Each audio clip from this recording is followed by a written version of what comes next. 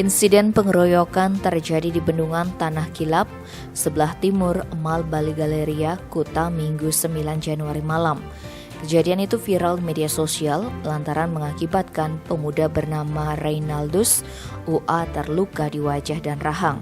Sejen Kapolsek Kuta Kompol Orpa SM Takalapeta Kanit Reskrim Polsek Kuta Kapinyoman Sudarme menerangkan peristiwa bermula kala pelapor AEK dan Reynaldus mengendarai sepeda motor berboncengan hendak pulang ke daerah Canggu, Kuta Utara usai menghadiri pernikahan kerabat di Jalan Tukat, Badung, Denpasar Selatan.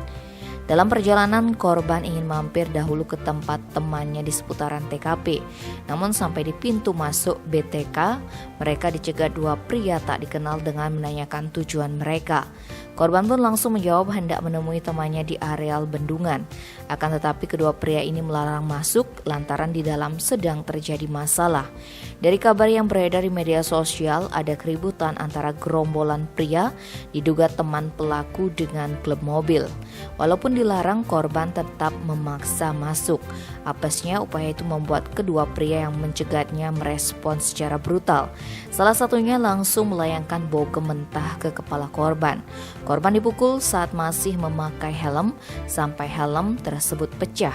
Tak berhenti sampai di situ, gerombolan pria diduga teman-teman pelaku datang mengerumuni. Saksi yang menyaksikan kekerasan itu sontak menanyakan mengapa temannya dipukul. Alih-alih dapat jawaban, salah satu dari pelaku justru terlihat membawa senjata tajam jenis celurit. Alhasil pemuda kelahiran Ruteng, Flores, NTT itu merasa terdesak dan was-was lalu segera kabur menyelamatkan diri. Beruntung ada pengendara motor lain yang membantunya. Beberapa saat kemudian Andrianus kembali ke TKP untuk melihat keadaan.